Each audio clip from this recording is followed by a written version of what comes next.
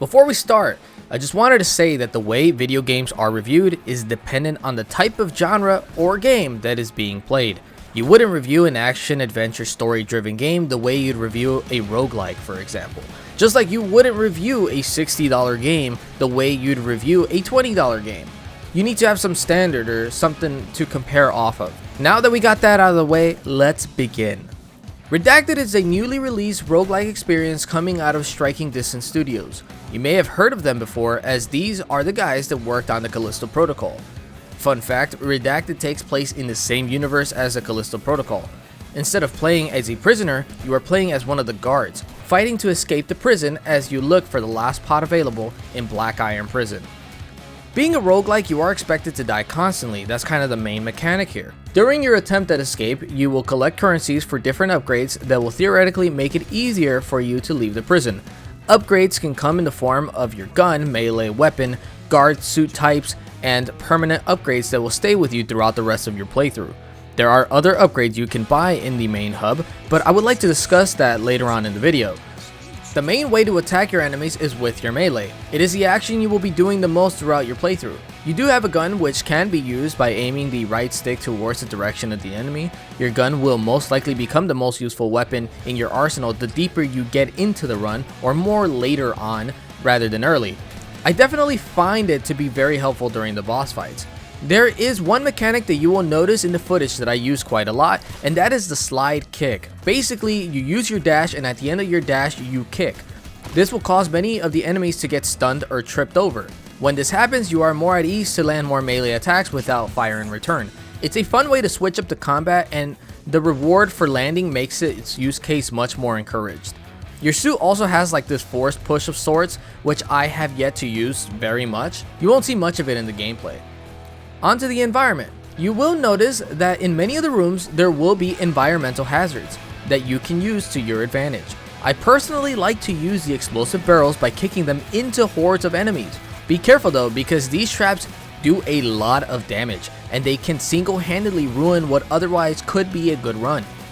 But what separates this from other roguelikes? What makes this different from the gold standard that is Hades? Honestly, the addition of the Rivals mechanic and the Last Corpse mechanic do a very good job in changing up some of the monotonous gameplay, making it much more exciting and strategic. There are survivors in Black Iron Prison that you are constantly racing against to make it to the last escape pod. What is great about this mechanic is that it incentivizes quicker runs, because if you clear a room faster, you fill up a meter that allows you to sabotage the other escapees' run to the escape pod. This can happen by slowing them down or by doing physical damage to them, but be careful, they can sabotage your runs too.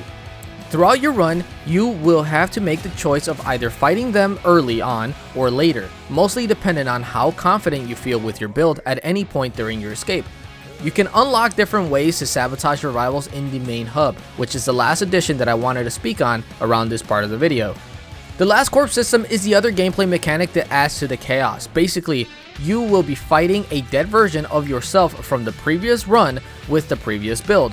What I love about this mechanic is that you can then swap parts of your current build with one of the abilities that you previously had. If you find that you have taken too much damage, you can opt out of fighting your dead corpse to increase your survivability within that run. So there is a further risk and reward going on here.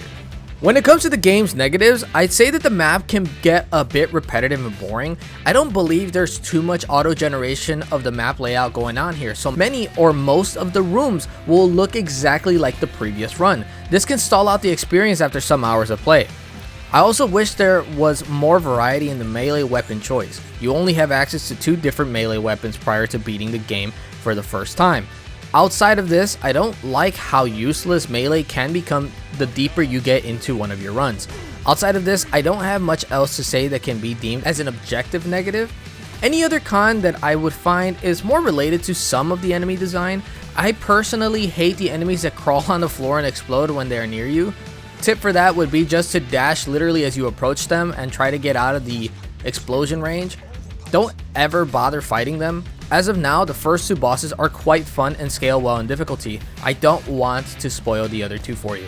What I appreciate about this game are the small moments of brilliance. These moments include the cyborg enemies and the artistic choices the game has made.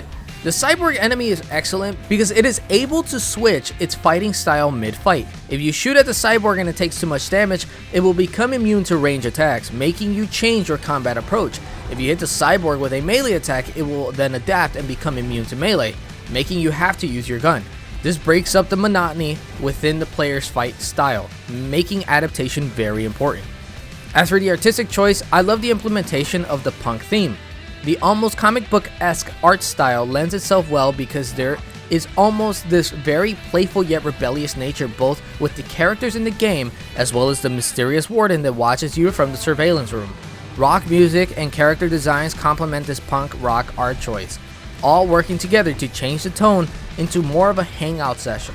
It's almost like the rebellious mood of the game is trying to egg the player on. I felt that I needed to play another run to almost prove to the other characters that I could complete this game or that I could do better than my previous run. At release, Redacted is going for $25 US, putting it into the same price range as Hades, the gold standard of action roguelikes. With that being said, Redacted has a lot of good bones with solid gameplay aiding in its addictive nature. If Hades is a 10 out of 10 game, which I believe it to be, I would like to say that Redacted would be somewhere between a 7 or an 8 out of 10. For me personally, I think that the soul the game showcases, as well as the run-to-run gameplay loop, makes this game a 7 out of 10 in my scale. I believe if there was more variety within the rooms, that it could bump it to an 8, because as of right now, it just feels a little too repetitive. The boss design is excellent, the movement feels very good, I like all the different forms of combat that you can do, but it just needs a little more variety for being a roguelike, in my opinion. Alright guys, well thank you very much. I hope you guys have enjoyed this review. I try to keep these short. I don't try to do too long on them just because, you know, short and sweet, less is more is something that I like to live by. Thanks for watching everybody and take care.